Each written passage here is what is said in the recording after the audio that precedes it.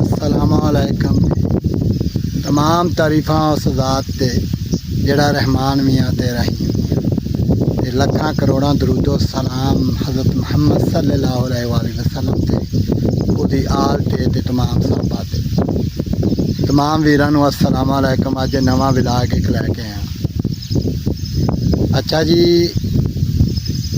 एक बूटा वा, ठीक है, बूटा तुहानूं विखाउने आ।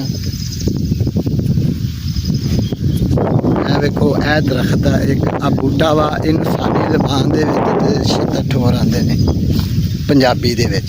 ए देखो चेक कर, ठीक है। ए वेखो ये बहुत ज़्यादा इत्थे होया।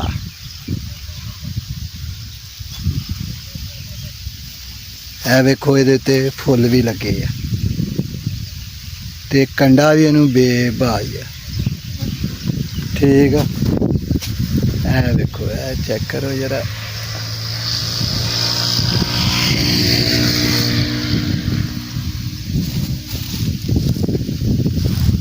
किसानां दे विच भाजी आ बेबा ही होया।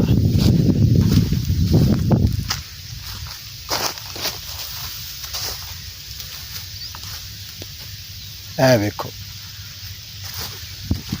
उत्ते फुल भी लगते हैं इनू, ते कंडा भी देखो आ सारे कंडे ने ए जड़े ने।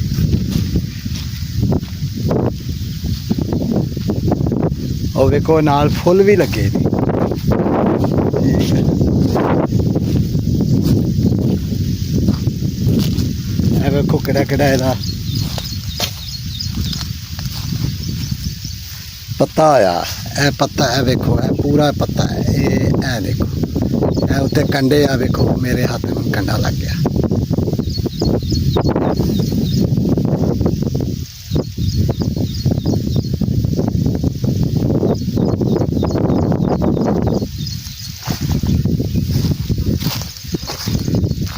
है जी वेखो, ए साडी ज़बान दे विच ते इहनूं छित्तर ठोर आख्या जांदा, ते इत्थे बेबा होया। है वेखो तोड़ी, है वेखो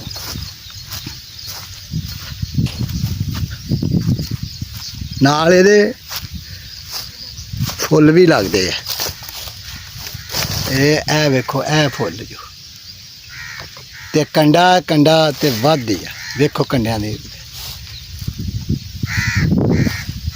ए समझ लो भी जंगल या जंगल दे विच ही ये बूटे होए ने, ते बूटे बेबहा ने।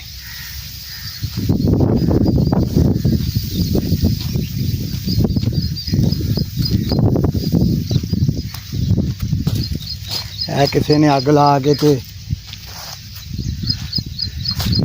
अग इधरों लाई है ते सड़े भी है बूटे। ए वेखो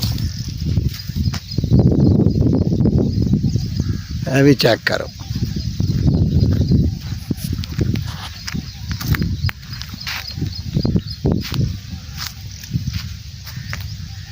ए वेखो माशाअल्लाह वे किड्डा उच्चा हो गया।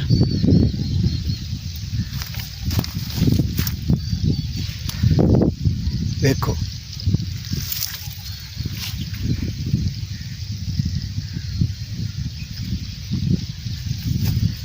जिधर भी नज़र मारोगे ये इसी किस्म के बूटे पूरा तकरीबन कुछ 10 के किलियां च खतान वा इहदे ते आ भरे पे ने।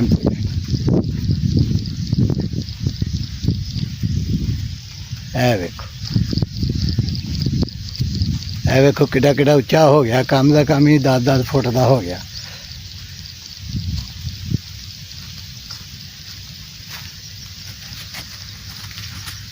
अच्छा जी, ये साडी ज़बान च ते इनू छित्तर ठोर आख्या जांदा, वल्ला इनू बाकी ज़बानां च अगर कि होर ज़बान च इनू कुछ होर आख्या जांदा ते कमेंट दे विच लिख के घल्लो।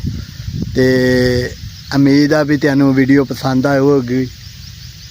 ते वीडियो पसंद आए तो लाइक तो शेयर करो, तो चैनल नूं सबसक्राइब करो, तो दुआ च वीरां नूं याद रखो। अल्लाह हाफिज़।